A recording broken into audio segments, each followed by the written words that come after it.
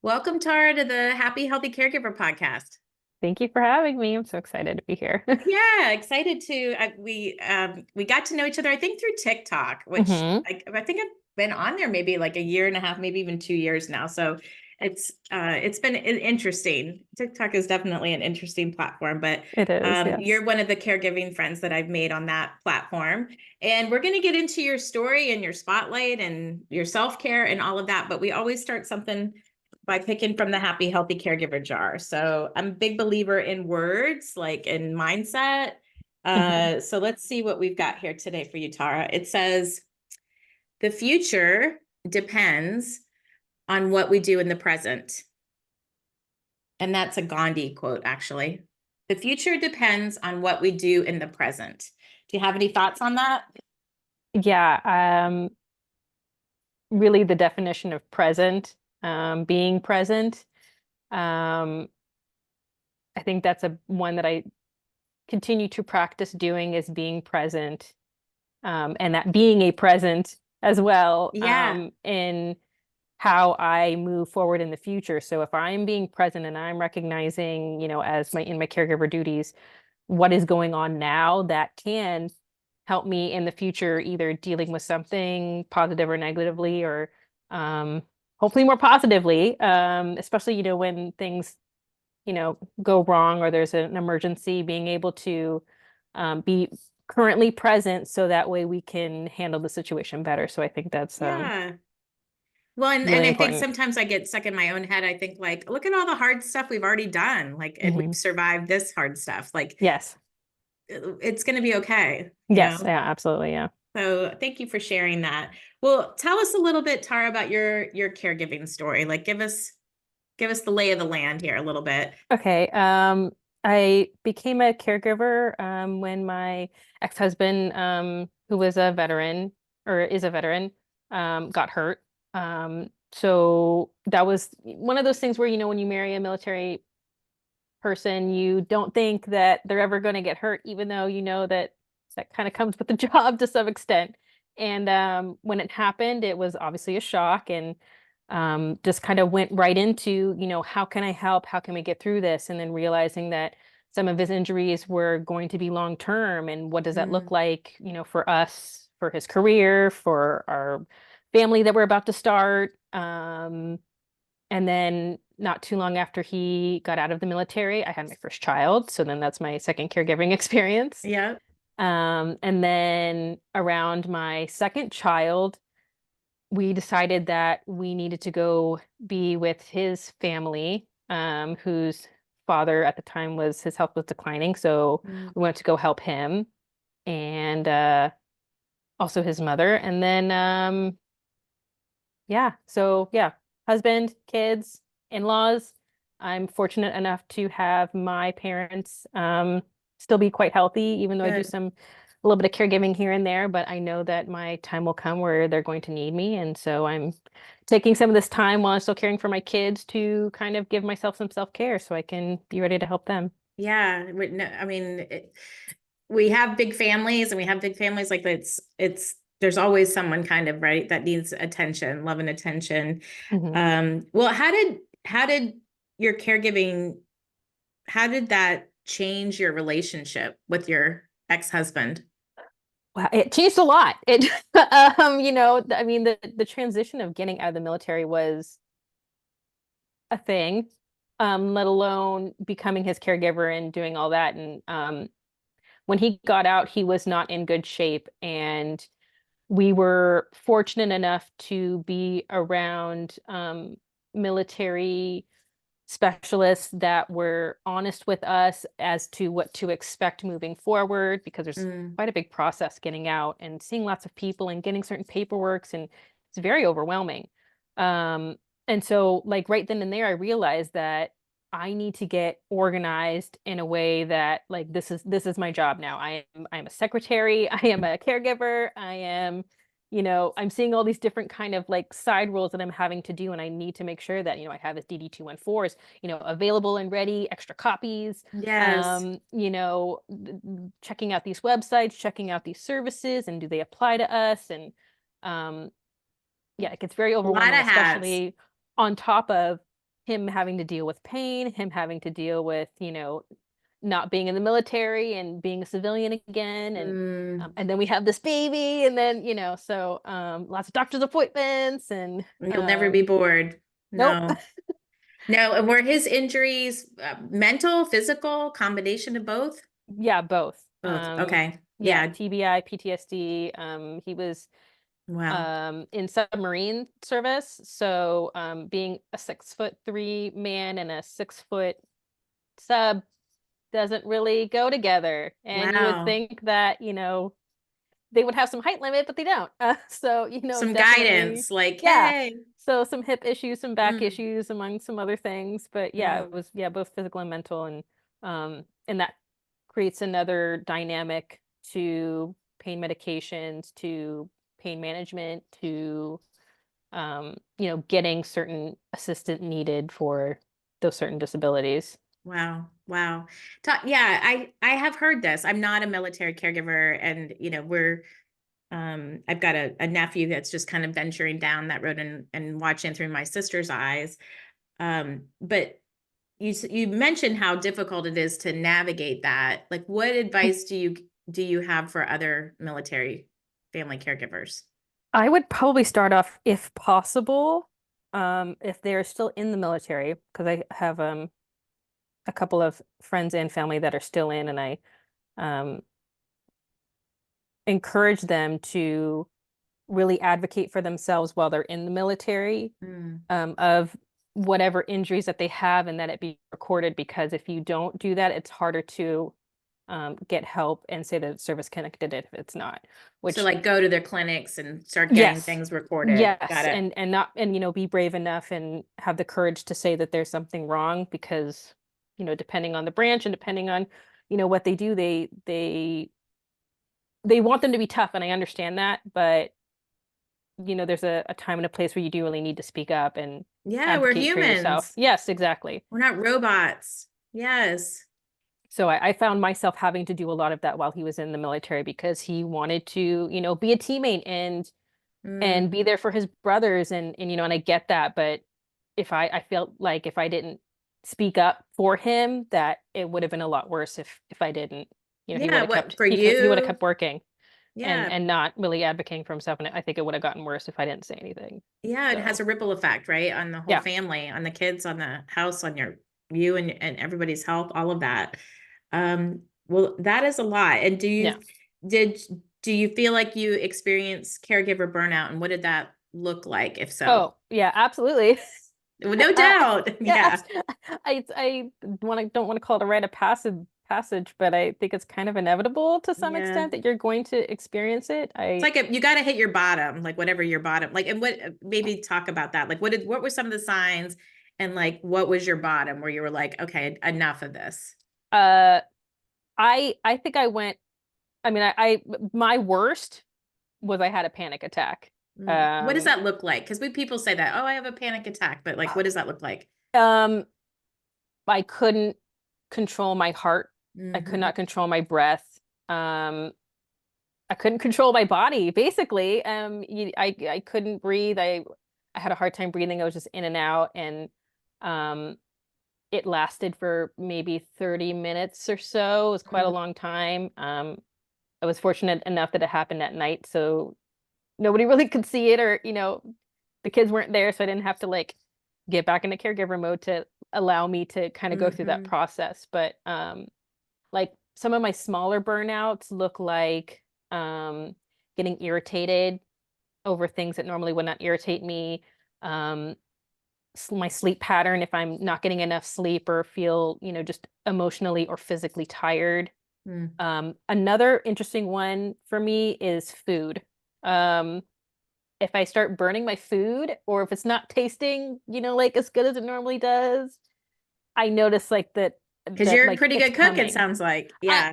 I don't know about that, but I mean, It's got to be just edible. it's Yeah. got to be yeah, it Yeah. shouldn't be burnt. It should, if the kids don't like it, then just Yeah. kind of a Just your waste. mind is somewhere else. Yes, Yeah. yeah, I'm not paying attention. I'm not being present and focusing on the task at hand. So that's a big one that I noticed, that like once I start doing that, I need to start kind of pulling Mhm. back and start thinking about, okay, well, how do I like I do an energy check whenever I can. I make a circle, and I put little lines out that say where's my energy going to? So like to my kids, to my job, to whoever I'm caring for, like where's my energy going out? And then I put in arrows inward saying where's my energy going in? Who's pouring energy into me? Is it my mom? Is it my friends? And then that visual kind of helps me see, you know, what can I set boundaries? Where can I ask for more help? Where can I, just to see the bigger picture. So Oh my that's really goodness. helpful for I me. love that. I Yeah. love that it's visual, right? Because Yes. like you can be like, oh yeah, I think I'm doing something for myself or Right. but yeah, to your point, like there's so many demands that you're Mhm. juggling and competing. Was there a time though where you like had to switch your mindset and you're like, okay, Tara, this is not working? Like, was there a turning point that happened that, or was it a Yes. scary health thing, a test that came back, or what? There was a lot of that during the beginnings of him getting out and recognizing um how many organizations and through the VA and associated with the VA there were for us. It became, like I said, very clear to me that I needed to really organize paperwork, medications, and then as allergies unfortunately came up, paying attention to allergies. Um, and I had to write them down. And so I started, just using a journal. I went to like some college kind of organizational thing to help organize all the, different Oh appointments my that we gosh. had, scans. Yeah. And it was helpful, but it just wasn't good enough. So then I found that I needed to create my own that was easy for me to read, easy to write in, and that really helped create space for myself and my emotions, not and also to share with the doctors, Yeah. because there's been so many times like I go to the VA and like their computers aren't working for whatever reason. And like I'm like, well, here's a list of all the medications, here's the allergies, this is what I'm seeing. And to be able to kind of give that data validated my presence there. I wasn't just the wife, I wasn't just some random person. I was, the caregiver. I was there, helping. This is what I'm seeing. This is how I'm helping. Nice. And it really helped create that kind of care team that I needed as well. I was able to have a better conversation with the doctors and like social workers Mm. to advocate better in that way. So I, yeah, I love like the visual that what I'm imagining is Tara's like drowning in paper and data and I almost picture, I don't know why, this like cartoon octopus with like all these arms and you're like, ooh, like pulling all yeah. these things in and out. And then look, starved for systems, like using like a college planner to try to Yeah. adapt it to your needs. And then yet you were doing this so that you could kind of get your head above water, Hmm. because to make it sustainable, like you've got to figure out how to make like this is your life, it's messy as heck, and you are trying to put some systems in place. So you didn't find one that you needed, so you created it, which is what we do as caregivers, right? We're going to Hmm. figure it out. We're going to roll up Hmm. our sleeves and figure it out. What is your system called? So you did it initially for for yourself, Yes. but I know, from following you that you've got that it's available for other Yes. family caregivers to use. So talk a Yeah. little bit about what is it? How to They're digital care sheets. When you purchase one, they're digital download. They come in PDF and like a JPEG image. Mhm. And I made it so I mean, here's the thing.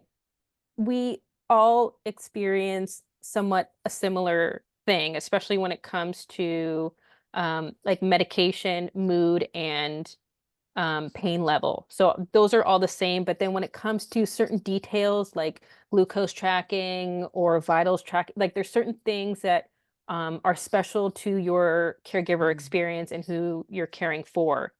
So I tried to make some basic ones like glucose tracking, TBI, PTSD, or anxiety, oxygen levels. But I really try my best to share and encourage that I can make you custom ones. So if you have like an Mm. amazing care team where you're not, just the only caregiver, or you are, asking for help from another care team, that, you can write down their names and see what they're writing.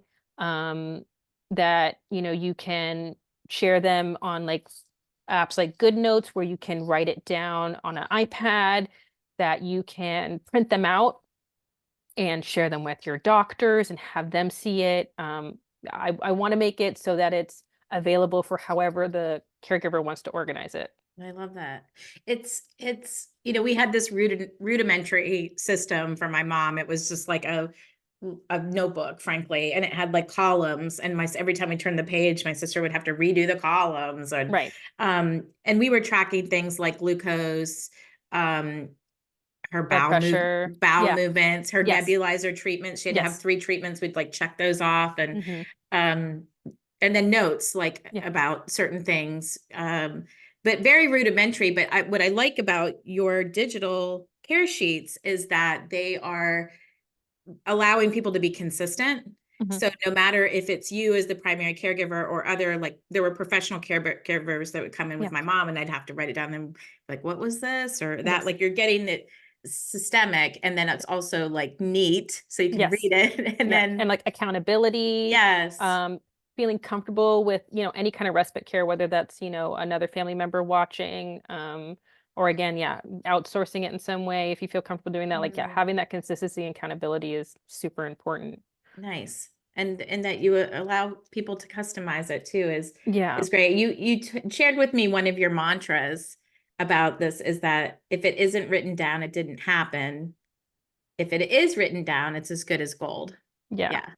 Yeah. I firmly believe in that. I think somebody said that in the military, and it seems to be accurate. I mean, again, specifically with the VA, although it does happen in the real world as well. I mean, if a military person says that they experienced this, had this, this traumatic experience happened, but there's no recording of it, it's going to be hard to get help for it. Mm, So again, that's why I encourage people that are still in the military to say, this happened to me, it hurt.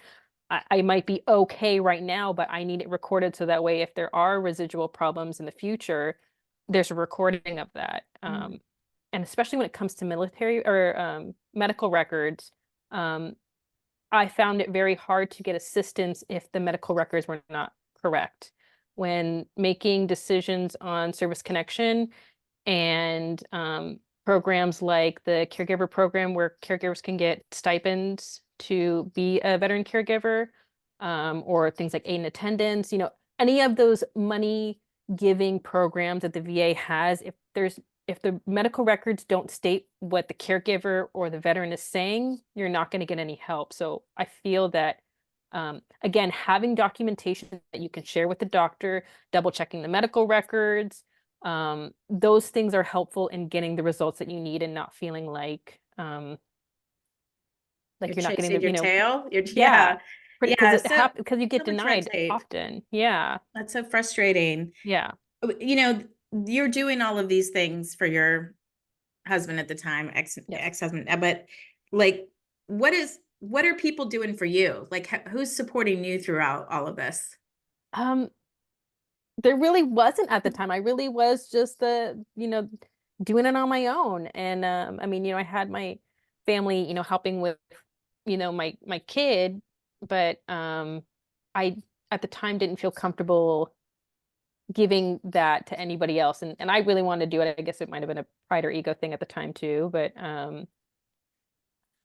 once I had a system in place and a routine and I was able to put my sheets to work, I found it a lot easier to problem solve better. I was able to find out, why was he angry? Was it the activity that we're doing? Is it the food? Is it the medication? And having those sheets helped, again, take my emotions out of it and just really look at the facts Mm. and create a conversation and communication with him and with the doctors of like, is this the medication? Is this the TBI? Is this, something that I'm actually doing? And how can I improve on that? Or is this, just the disease or, whatever it is? So, You were vital. You, yes. Like, what is your relationship now? Or is there, are you have a care relationship with him? How is, No, who's yeah, watching over him now? Yeah. I guess he's doing He fine. he I mean, lost out big time. Two whammies for him. You know, yeah, as I a wife guess, and as a primary caregiver. And yet, yeah, you know, there's you had mentioned to me like when we were preparing for this that, yeah. you know, there's enchanting, I love that word, enchanting aspects of caregiving and bewildering aspects of caregiving. Like, what are some of those? Like, explain. Um, I was thinking about it because like yes, I agree, and because I'm the one that said it, but I feel like at least from my background, I watched my grandmother and like all those kind of elders take care of, me and my cousins and seeing that kind of community and how well they did caring for, their big families. It looked magical. And I was like, I want to do that, like or like, do I have that in me? And then once you actually become a caregiver, a mother, it is like such a trial and error. I mean, there's great Yeah. books out there, don't get me wrong, but like to actually experience it is another thing than just hearing about it. Mm-hmm. And I mean, I wouldn't trade being a caregiver. I've enjoyed it, but I wish that there was more that could be said about the caregiver experience Yeah. that How did isn't. I it don't really change know what it you? is. Um, I think it changed my experience of life overall, and how I communicate and experience life. I mean, it's different because my experience caring for adults has definitely been different Mm. than caring for children. Um, but I think it's just given me just more appreciation and gratitude overall. Because I think sometimes we get lost in our own Lost in the experiences. sauce, someone told me. Yes, Yeah. yeah, 100% yes. Yeah. And just kind of remembering that like, everybody's experience is different and kind of tapping into that, but then Mhm. also like letting that go at the same time. I don't know if that makes sense, but Yeah. Oh, yeah. yeah, and just that kind of support, and yeah, being a caregiver is just so magical. And I think that The community is magical for sure. yes, Like, I've yes, yet to meet a caregiver that I'm like, oh, I just like do not like this person. Like, I got a short list of people I don't like anyway, but the there's just there's special people. Like, the community is bar none. yes, no, it's an experience that has to be experienced. And once you it's like you get it, like there's not really not much has Yeah. to be said. It's nice to be able to just like talk and not have to give that kind of detail and just be like, nope, I Mhm. get it. um And even though the stories are different, right? Like yes. you're military, I'm a sandwich Hmm. generation, now I'm a sibling Hmm. caregiver, you know, Yes. some caring for different people with different chronic diseases and stuff. Like, Yes. there's still some commonality that there's like 100% we can yes. all kind of, you know, which is why your digital care sheets, they apply for Yes. all the different situations. Yeah. Um, but that's, you know, and I don't know if it was for you, Tar, but like for me, like I guess mostly after my mom passed away, I was like, do I still want to be in this space? Like, do I want to still, do I still care about this stuff? Like, and it was clear to me, like, yeah, you still care. But then I was like, can I still share? Like, I'm not actively, you know, hands in on stuff, except now I am with my brother. But at the time it was, Right. you know, you're still an authority, but you once a caregiver, always a caregiver. Yes, and the tools still apply always. Mhm. It always apply. Like even in Yes, just friendships, they still apply. It's a um an experience that yeah, I will forever have and forever be changed by. I like that. What, okay, so you shared with us your caregiving burnout stories, Hmm. and thank you for going through the detail of the panic attack. I'm just in case people are like, I've never had one. What does that Yeah. look like? Like, this is what it looks like. I've Yeah. had one as well. Yeah. It did not last for 30 minutes, but Yeah. it was a scary situation where Yeah. you're like, I cannot get enough. Cold compress on the wrists or on the back of the neck. Ah. And then also if you have somebody that is there to support you during it, either like a hug on the chest or a hug on the back is also helpful Hmm. Could in maybe getting even through your that. own, like, help Yes. yourself, like do Yes. something. Yes, yes. Oh. But yeah, all those things help. Yes, I was not alone when I had mine, so I definitely had support around me. The um So how do you safeguard against burnout now? Like what are your tools in your toolbox, or what's your some of the regular things that you do? I regularly do my best. I recently went through the inner engineering class with Sadhguru, the Isha program. And No, that's I been don't really know what helpful. that is. How do It's I, a yeah, it's a like a meditative what did you call yoga it? Said? Sadhguru. It's Oh, Sad Guru. yeah, Isha, Okay. Isha. I'm probably Okay. messing it up. That's okay. I'll find it. Google's Okay. amazing. Okay, yes. I just need a couple words to get to it, and I can put it in the show notes page. So Yes. That's been really helpful in shifting again my perspective more inwardly, because that's another thing about caregiving is it's so easy to give all of your time, energy, emotions towards the person that you're caring for and not on yourself, not recognizing that like you need it just as much, if not more, if you're going to help out the other person. So like kind of redirecting my self-care in a way that is more neutral, if that makes mhm. sense.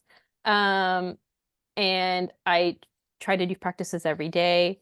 Positive affirmations are always great.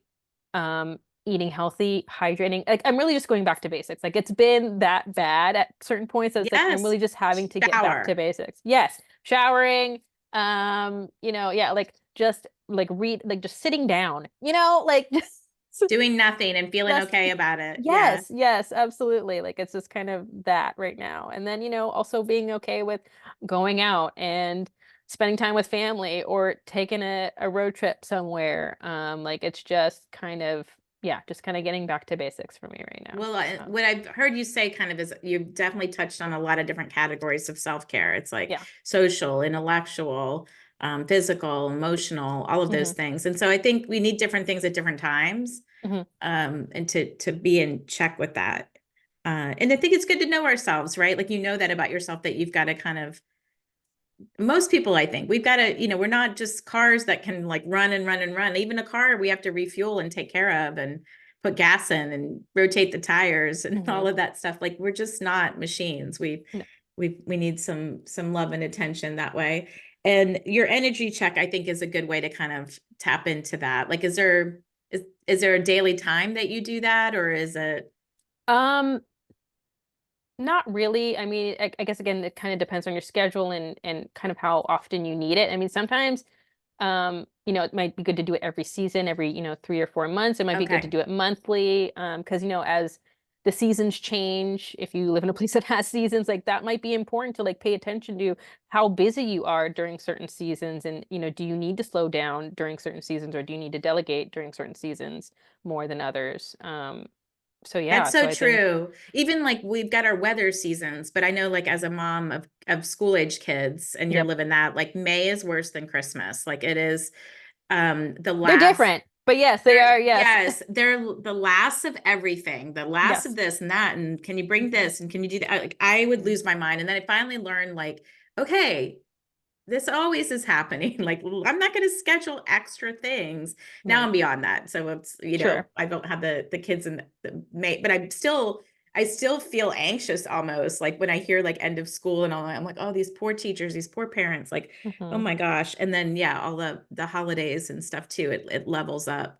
Yep. Um, for things. I have some checklists of my own that like help people delegate care, because that was, sometimes I think it's to see everything that you're doing, all not just the caregiving responsibilities, but Hmm. the family responsibilities Hmm. and then the holiday responsibilities. And you're doing those Hmm. sometimes for yourself. And if you're not, if you're not taking care of your spouse, maybe somebody else has their own house and things like, Hmm. then you're times two everything. So I think it is good to kind of write that stuff down Yeah. and really kind of check in with it. And I love the seasonal approach to thing. I also felt like in that same kind of vein, the seasons of back to school felt almost like I could breathe again. Like there's this, I love summer and I did Hmm. always have loved summer, but there is It's this different when you have added kids. pressure. It's different when you have kids. And I remember like laying out my calendar. Like I used to buy that big one from, Hmm. the office supply store, Yeah. and lay it all out and looking at all the camp brochures and going online and trying to figure out, like, as a working mom, how I Hmm. was going to keep these kids alive and entertained all summer long. Right. What, And it's how good do to you have manage that? those. How do I you mean, manage that? I mean, like you said, like having those big calendars are really great, because not only does it allow, the primary caregiver to really write everything out, but having it available for everybody else to see, you Mm. no longer become okay, so what are we doing tomorrow? What are we doing next week? Like everybody can see, and then possibly depending on their age and Yeah, add to it. Like, autonomy, yeah. they can advocate for themselves and Hmm. say, yes, I can do this, or no, I can't do this, or neighbor next door said they wanted to do something next weekend. Let me go check the calendar. They don't have to continue to ask you. They could just, you know, do it themselves. So I think It's so having true. that communication is and that visual once again is really helpful. And again, going back to the care sheets, it's the same thing. I mean, yes, the primary caregiver um, can be writing things down, but in my experience, my ex-husband and for my mother-in-law at the time, having that written down, they got to see it too. It wasn't, just my observation. I could say, look, this, I've noticed that, hey, you've been feeling nauseous. I think it's a new medication. You've been taking it for this long. You've been mentioning A, B, to C, D, Yeah. things. Maybe we need to go talk to the doctor, or I can email them and we can fix that, as soon as possible instead of waiting till, 3 months till you see that doctor. And by that Because you're time, they're making, miserable. in the IT profession, we would say, like, we would make decisions with data, and that's what you're Yes. doing. You're making Yeah. decisions with data. It's not just like, let me see what's going on here. Like, Hmm. no, let you finding patterns and things, and Yep. putting things out there so that you And can, they can write it down too. They can start seeing the patterns. They can write yeah. down their pain tolerance, their mood, and how it's changing throughout the day, and that kind of awareness for them, especially when there's chronic pain involved. It can be really hard to like be in your body and be aware of things that are going on around you. So to be able to, again, to have that data could take you out of your emotions and maybe even shift it so that way it's not so strong. Mm-hmm. So yeah, I found it very helpful. And then again, for those who don't like to be honest at the doctor's appointment and pretend like everything's okay, it's going to be hard to do that if you have data to back it up, Yes. because all of a sudden they're miraculously better when you're at the appointments and no pain whatsoever. And, Yeah. because of all the adrenaline or the nervousness, it's like all of that goes away. I don't know. I mean, I've experienced it too, but it's just like, Yes. Well, and then you're going to turn around and it's going to remain unchanged for you. So yes, that's, yeah, yes. Oh yeah. The truth is always a little shifty, when it's coming from the care recipient. Like, I think that's yeah. why, like, caregivers need to kind of, we have in the room to be the bad cop, but just to be real.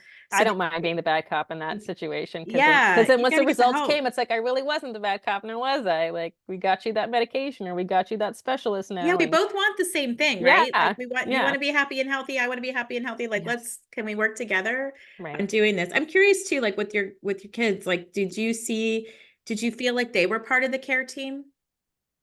Um,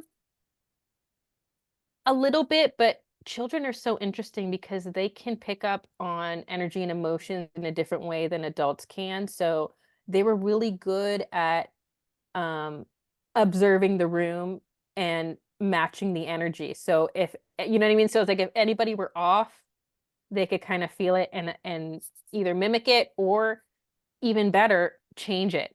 Right? Their happiness and joy and simplicity of life can change how somebody else is feeling. And that was um kind of magical to It's a good see. reflection. Yes. Again, to help you be present and to help you kind of just like see the world in their eyes and be excited to see, something new that they've never seen before. It's very cool. And I think So, depending on their ages, like, as they yes. get a little older, like you were talking about the calendars and things, like, Yes. the school calendars, activity calendar, I would tell my kids, like, you put it in, like, you're Yeah. old enough, you know how to do it. Hmm. They had smartphones, Yes. so that we're all kind of reading from the same song sheet. Hmm. And yes, I think, it's, interesting, I think too, to kind of see what the impacts of caregiving have had on our kids, Yeah. and where that will take them. I don't, it's mixed, right? Like, there's some Yeah, I mean, they're definitely going to understand empathy, and I feel like they will definitely have the ability to read people in those kind of nuanced ways. My concern, I think, is making sure that it doesn't affect them too much. Like it's good to have those power, Yeah. those powerful tools, but You don't want um the trauma, you don't want the trauma to I be. yeah, I don't want them to internalize it if it's not theirs. And Hmm. that's hard to navigate even as adults with, Yeah. empathy as caregivers, most caregivers do. So interesting. Well, are you ready, Tara, for the lightning round? Yes, I am ready. Okay. You're like, yes, let's do it. So this is just some prompts I'm going to pick out from the Just For You Daily Self-Care Journal. And okay, well, we kind of touched on this, but let's see if you want to add anything to it. What's one thing you admire about your family? Um, yeah, I think resilience. I mean, Mm, and that's something that kids definitely do very well is the younger they are as it gets older, I think it's harder, but they're just really good at just like letting things go. They'll have a temper tantrum for a good, 3 or 4 minutes, and then, they'll forget like it never happened and they just live in the present for yes. sure. And I appreciate that because I've forgotten what that's like and how to do it. And they're really good at kind of getting me out of my funk sometimes when I need it. Or, or just take a break from it. Sometimes you can't get away from it depending on the Yeah. caregiver situation. So yeah, no, I appreciate those things. Yeah, it's like we're teaching them, but we're also learning from them at the 100% same yes. time. Okay, this question says or prompt, what life accomplishment, so it doesn't have to be anything related to stuff we talked about, but it could be, what life accomplishment makes you proud of you? Um, I mean, I think in general, being a caregiver, period, is a great life accomplishment for me because not only am I able to learn and better take care of my loved ones, but I'm also learning how to take care of myself better. Mm, And in turn, having been a caregiver, I think at a younger age than maybe others, especially when it comes to caring for a spouse, I feel like I'm looking forward to caring for caregivers. And mm. and although I've done some help currently, I'm looking forward to doing more of that because I feel like we aren't noticed as much, and which is one of the reasons why I'm so glad that your podcast is here so that we can talk about it. And Thank you. yeah. Aw. What's one thing you did today to prioritize your own health and wellness? I don't think I have done anything yet. It's a little too early. I usually do my caregiving at night. Okay. What does your Um, evening routine look like? I'm curious.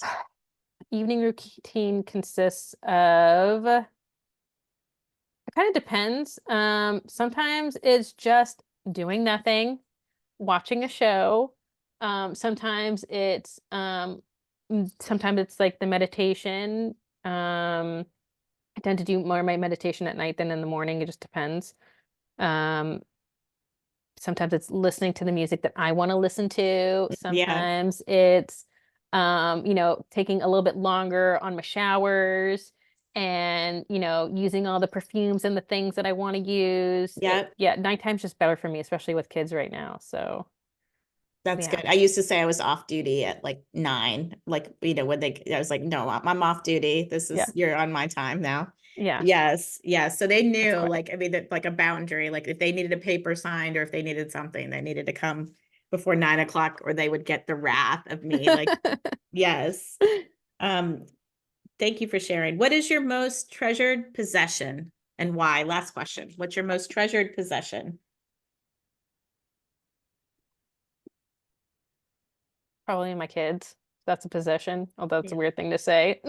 Yeah. Otherwise, no, I don't. I mean, I'm really That's why you're not a things person. yeah, no, I'm in the transition of not being a things person. I'm trying to be, I don't want to say a minimalist, but just I want to spend time experiencing things than collecting Mhm. things. So, I guess yeah, if you were to possess people that are, then Yeah. yes. Yeah. I felt like strongly that I in the throes of caregiving, I wanted less to take care of. I was like, what can I get rid of? How can we simplify? Like what else? Like, cause it's directly, Energy related. sucking.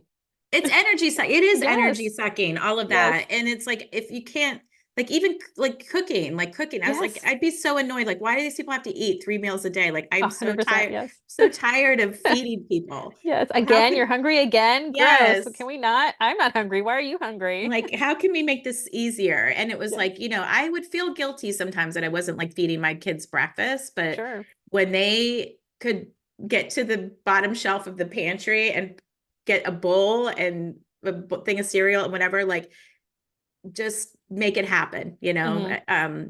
because yeah, something has to give. It's like you Hmm. cannot be there all the time. And I just, it got to be then it was like a special occasion when I cooked for my kids, breakfast in particular. Weekends. Yeah, it could be a weekend thing. For That's me, it was the first day of school, weekends for me.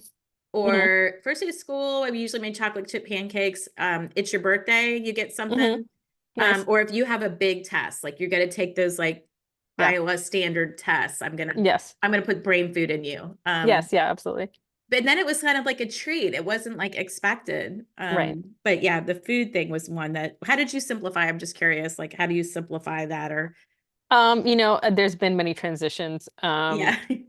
Meal prepping is always good. I mean, whenever the weekend comes around, I'll make pancakes or waffles, but I'll make, you know, way too many and then freeze it so that way when the next weekend comes around or and also my kids are not breakfast eaters, which Mm, I love slash hate. I mean, if they're not hungry, I'm not going to push it. yeah. But um, And you even know, dinner, like the question, what's for dinner? Like that used to drive me mad. yeah, I mean, I another thing is also planning it out for the week.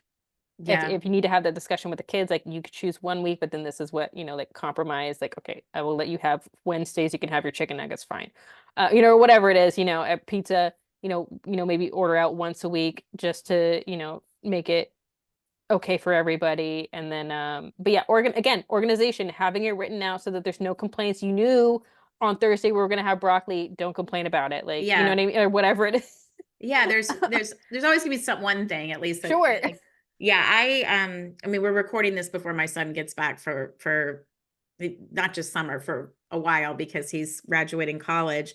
And like literally one of my first thoughts was like, he's 22 years old. He likes to cook. Oh, great. He can take one of the dinners every week. Like, I'll pay for it. Just do Sure. it. Just make it Yeah. happen. Yeah. Put something on the table as a way to kind of like, It's pay your hard to rent. transition as a caregiver when new things are happening because you're so used to your routine that when it gets broken, positive or negative, it just throws the whole Mm, mindset off. So to even ask getting help can be, I don't want to say a trigger, but it could be, disrupting because you're so used to doing that task. So yeah. to have somebody else do it takes some time to get used to. Um, It is going to be a new routine. Like, he isn't yes. like, my husband and I were doing like Green Chef. It was like, what's for dinner? Well, whatever the next brown bag is, you just like Hmm. assemble that. But Yes. yeah, we're not going to do that with the three of us. So interesting. Well, Yeah. Tara, anything else that parting words of wisdom, things that you wish we talked about and didn't, and then also, how do people reach out to you? Um, yeah, I can't imagine anything else I want to say. I just hope that the listeners learn some new things about burnout and prevention. No, It's kind of yes. inevitable, but I just want to make sure that the listeners know that it doesn't have to be for a long period of time. You don't need to have long burnouts or hypervigilance or any of those things for a long period of time. And I know that you're not alone in it either if it does happen. And if you are interested in my care sheets, you can go to my Etsy shop. I am so happy to make you a custom one and talk to you about how I can assist you in making your life easier, getting respite, having accountability, getting stuff done, so that you can have more time for Get it yourself. done. Yes. Yes. They're directly aligned for sure. Yes. Your Etsy shop is etsy.com/shop/the caregiver doula. Yes. And then also you're on TikTok. If folks are on TikTok, they can Hmm. check you out at the caregiver doula. Yes. Well, I've enjoyed the time flies, Tara. I've really Yes, enjoyed it this does. conversation with you. And I think that you have shared some mighty tips that, for people, because I think, we think of like being organized is just like, oh, that's kind of what annoying people do or whatever, that they just have to be. But it really is making your life more sustainable, so which is going to free you up to do the other things that are going to bring you happiness and health in Hmm. your life. So I think Totally agree. I love the mission of all of that. Thank you. Thank you so much, Tara. We'll see you online. Yes, definitely. Yeah. See you on TikTok. Yeah.